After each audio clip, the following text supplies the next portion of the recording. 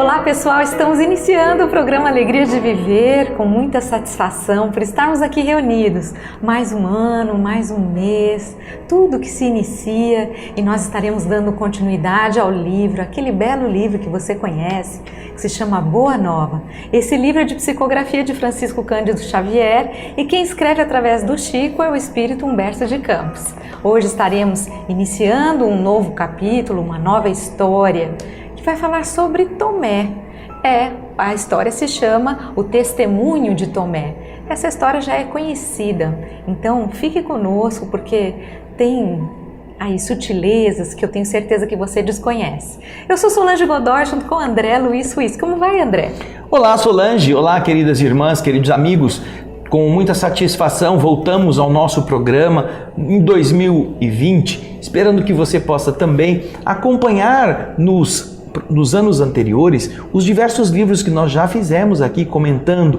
Nós tivemos vários livros, Cartas de uma Morta, tivemos livros de Emmanuel com Chico Xavier, tivemos o livro Voltei do irmão Jacó, fizemos livros muito interessantes também antes desse, mas este aqui é especialíssimo e é muito importante que você possa acompanhar conosco, porque são 30 histórias que Humberto de Campos retira dos arquivos espirituais para nos contar detalhes que as Escrituras mesmo não foram capazes de reter ao longo destes séculos de tempo decorrido, não é mesmo? Então agora vamos dar início ao capítulo 16, como disse a Solange, o testemunho de Tomé. Vamos lá? Acompanhe conosco. Conta a narrativa de Marcos que, voltando Jesus de uma de suas excursões, ele se encaminhou para o território de Dalmanuta, onde vários fariseus se puseram a discutir com ele para experimentá-lo. Entremostrando a dor que lhe causava a incompreensão ambiente, a incompreensão daqueles que o circundavam, o mestre exclamou com a sua energia serena: "Por que pede esta geração um sinal do céu? Por que motivo?" Era frequente buscarem o Messias com a preocupação exclusiva do maravilhoso. Alguns exigiam os milagres mais extravagantes, no ar, no firmamento, nas águas. Jesus não afirmava ser o Filho de Deus? No exercício do seu ministério, não expulsara espíritos malignos, não havia curado paralíticos e leprosos. Todo mundo sabia disso, todo mundo presenciava os cegos que voltavam a ver, os que tinham feridas que viam essas feridas desaparecerem. Já não eram sinais feitos com propriedade à luz do dia? Os fariseus, principalmente, continua falando aqui Humberto, eram aqueles que desejavam acreditar nos ensinamentos novos, porém, dentro das normas do velho egoísmo humano, eles reclamavam compensações prévias do sobrenatural para aquele apoio que eles dariam no dia seguinte. Primeiro, as compensações prévias, não é, Solange? E depois o apoio que eles dariam se essas compensações viessem. Algo muito parecido com comportamentos humanos até atuais, não é mesmo? Vamos lembrar que naquela época os fariseus, quem eram os fariseus? Os fariseus era aquele grupo judeu que se afastou da religião judaica porque eles não concordavam com muitos dos ensinamentos. Então eles se apartaram e resolveram criar a sua própria religião, seguir suas próprias regras. Eles eram muito regrados, muito arraigados às tradições, ao culto das práticas exteriores, mas que apesar disso tudo, eles tinham muitos também problemas de comportamento, tinham comportamentos dissolutos, não eram verdadeiros, então eles tinham aquela imagem de muito religiosos por fora, mas por dentro não cumpriam aquilo que eles pregavam. Continuando, nós vamos acompanhar o texto. De todos os discípulos, era Tomé aquele que mais se preocupava com a dilatação, a expansão que lhe parecia necessária daquela zona de influência do Senhor Jesus junto dos homens considerados mais importantes e mais ricos. Não raro, insistia com Jesus para que atendesse às exigências dos fariseus bem aquinhoados, bem favorecidos de autoridade e de riqueza. Naquele dia, de um breve repouso de Jesus em Dalmanuta, o mestre descansava na choupana de um velho pescador de nome Zacarias, quando Tomé, o discípulo, surgiu inesperadamente, reclamando de Jesus a atenção nestes termos: Senhor, numerosos homens de importância estão na localidade e desejam o sinal de vossa missão divina. Reparando que Jesus ficava em silêncio, Tomé continuou a falar, desejoso de acender entusiasmo em torno de seu desejo, de sua proposição. São altos funcionários de Herodes, em companhia de doutores de Jerusalém, que excursionam por essas paragens. Além disso, estão acompanhados de patrícios romanos, interessados em conhecer o lago e as suas aldeias mais influentes. Esses viajantes ilustres fizeram-me portador de um convite atencioso e amável, pois vos esperam em casa do centurião Cornélio Cimbro. Jesus, entretanto, depois de longo silêncio, no qual pareceu examinar detidamente a postura mental, a atitude mental de Tomé, perguntou com serenidade, mas em tom doloroso: Tomé, que desejam eles de mim? Querem conhecer-vos, mestre, replicou o apóstolo, mais confortado. E Jesus então responde a ele com tranquila firmeza: não é necessário que me vejam a mim, mas que sintam a verdade que trago de nosso Pai.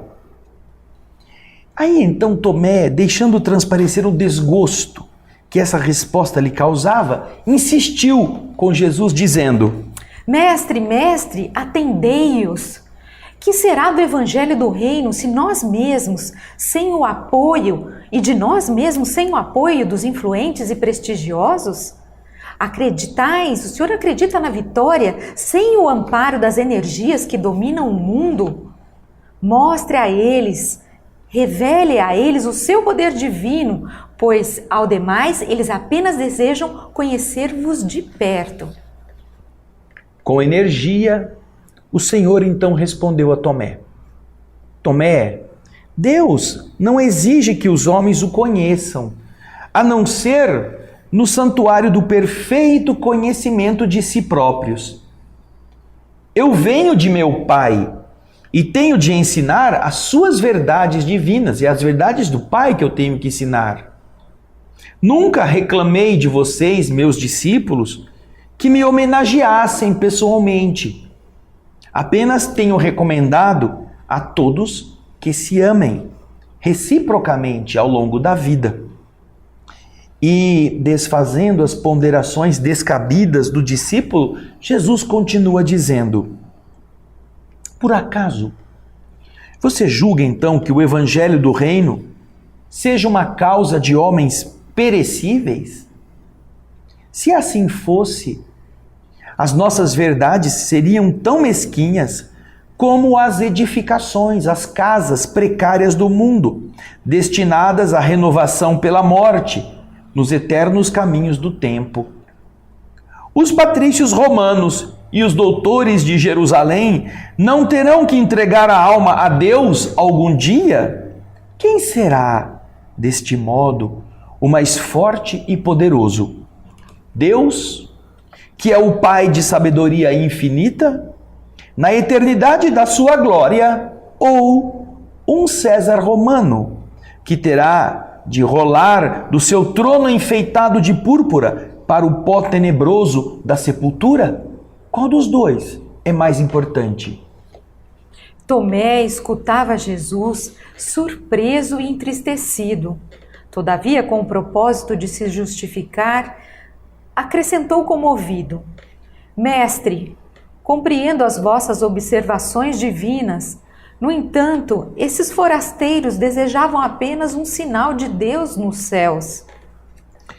E Jesus pergunta com todo o vigor da sua convicção: mas Tomé, se estes homens são incapazes de perceber a presença do nosso Pai, como poderão reconhecer apenas um sinal?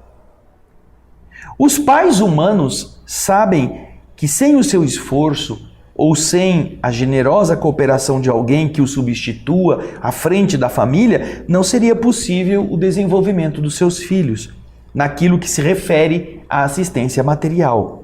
Contudo, os homens do mundo encontram a casa edificada da natureza, com a exatidão de suas leis, e passam sempre em negar a assistência da providência de Deus.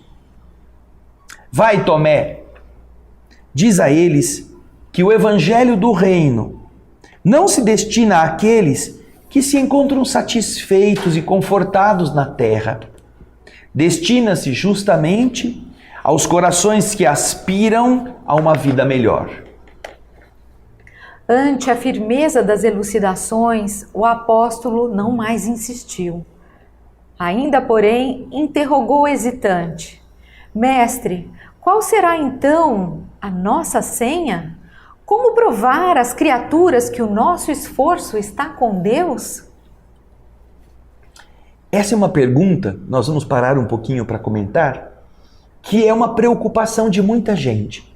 Muitas pessoas na Terra, até pessoas bem intencionadas, elas acham que a sua religião só será importante quando for poderosa, quando for grande, quando for aquela que exalta em tamanho, em riqueza, em exibicionismo, um poder que é próprio da matéria.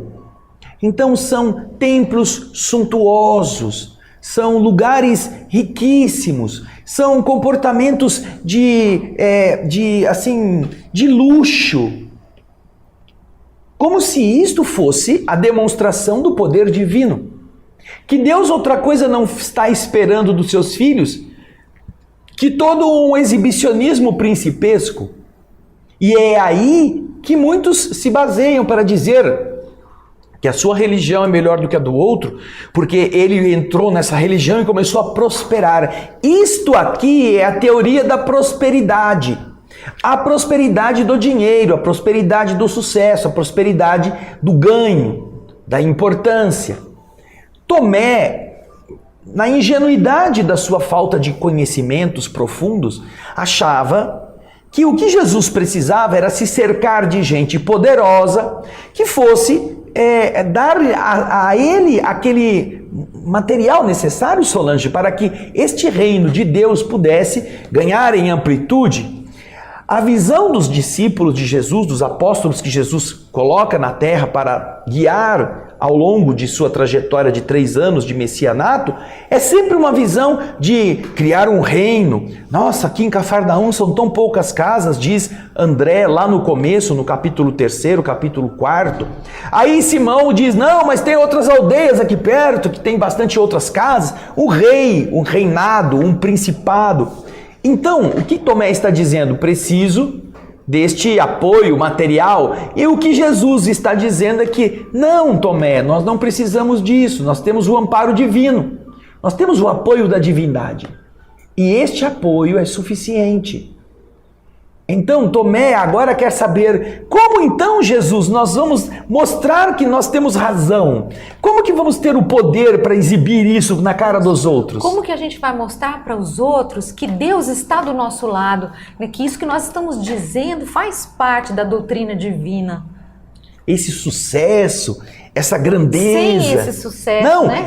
Essa coisa que as pessoas estão procurando hoje, exibindo toda uma conquista de bens, como se este fosse o objetivo da divindade, criar filhos gordos, bem abastecidos, confortáveis, preguiçosos, pachorrentos. É esse o objetivo da divindade quando cria, através de Jesus, um projeto de moralização da terra? Será que é isto? Que muitas pessoas converteram suas religiões nesse exibicionismo, em busca de uma falsa teoria, de uma prosperidade mentirosa, que é apenas criar obstáculo para o indivíduo tornar-se melhor? Pergunte a alguém que ficou rico se ele é capaz de amar Jesus dando tudo o que ganhou e se livrando deste peso como Jesus pediu. Oh não, agora que eu ganhei, custou muito eu ganhar, eu não vou fazer isso que Jesus está pedindo não, porque eu tenho que tomar conta agora da minha prosperidade. Ou seja, é um obstáculo, Jesus sempre trabalhou contra isso. E então Tomé faz essa pergunta. E nós vamos, depois de ler a pergunta novamente, que a Solange vai ler, vamos ver o que Jesus responde antes de terminarmos este bloco. Vamos lá? Mestre, qual será então a nossa senha? Como provar às criaturas que o nosso esforço está com Deus? Jesus então explica a Tomé: uma só lágrima que console e esclareça um coração atormentado vale mais do que um sinal imenso do céu, destinado tão somente a impressionar os miseráveis sentidos da criatura. A nossa senha, Tomé, é a nossa própria exemplificação na humildade e no trabalho. Quando quiseres esclarecer o espírito de alguém, nunca lhe mostre que você sabe alguma coisa. Porém, sofra com as suas dores e você colherá resultados. A redenção consiste em amar intensamente. Se você se interessa por um amigo, suporte os seus infortúnios, suporte as imperfeições desse amigo. Ande em sua companhia nos dias amargos e dolorosos.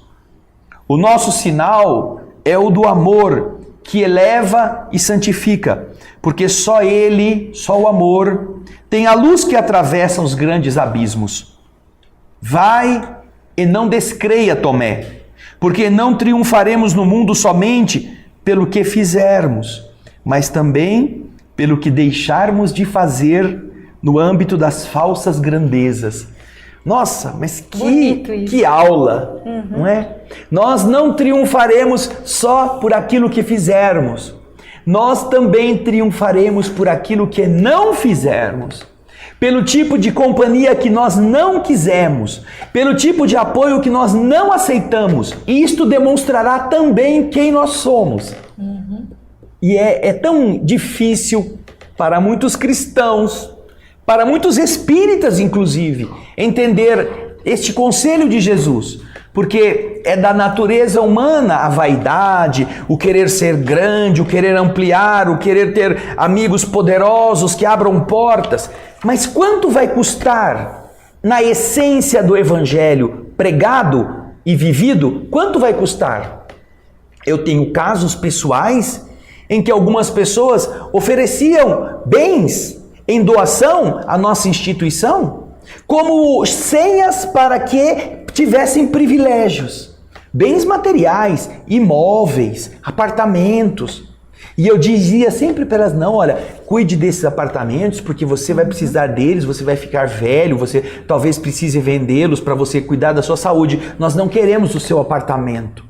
Nossa, vocês são orgulhosos, não aceitam o meu presente? Não, é que você vai precisar dele, seus parentes vão precisar, quando você morrer vai ser todo mundo querendo um pedaço. Então, nós queremos a sua felicidade, não queremos ficar com o que é seu. Porque muitas vezes os grandiosos, os grandões do mundo querem acessar as facilidades oferecendo poupudas recompensas. E é importante que nós aprendamos a não ouvir o canto da sereia, tapar o ouvido com cera, como fez Ulisses na Odisseia, tapar os olhos para não ver a sedução e entender que nós não estamos na terra em busca de grandezas humanas. Nós somos servos que serviremos na abundância tão bem quanto somos capazes de servir na escassez. E é na escassez que o teste se torna ainda pior. E esse trecho, André, eu também achei muito bonito essa passagem, porque Tomé queria que Jesus desse um sinal, principalmente aos fariseus, aos patrícios, a esse povo rico, poderoso. E Tomé pergunta, bom, mas se o senhor não quer fazer isso, como que essas pessoas, como que eles vão acreditar que Deus está conosco?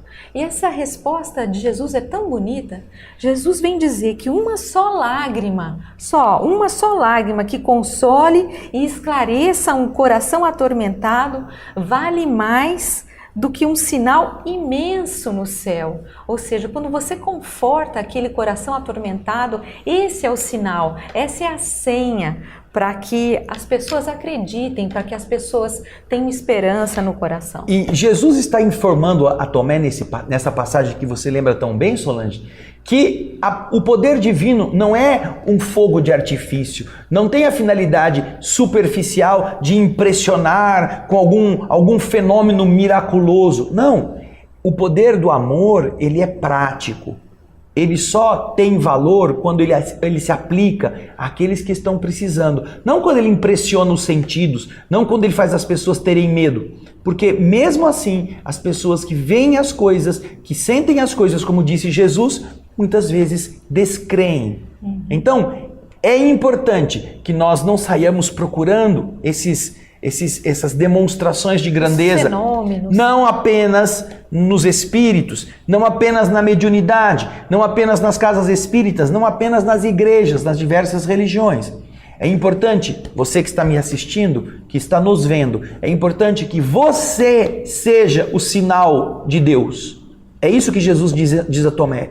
É você o sinal. Se você tem um amigo com dificuldade, ande ao lado dele. Seja solidário. Se você tem um marido que teve uma conduta inadequada, esteja com ele. Se você o ama, ajude a recuperá-lo, ajude a reerguê-lo. Se a sua esposa é uma pessoa difícil, tenha paciência, coopere com ela para que ela também se reestruture.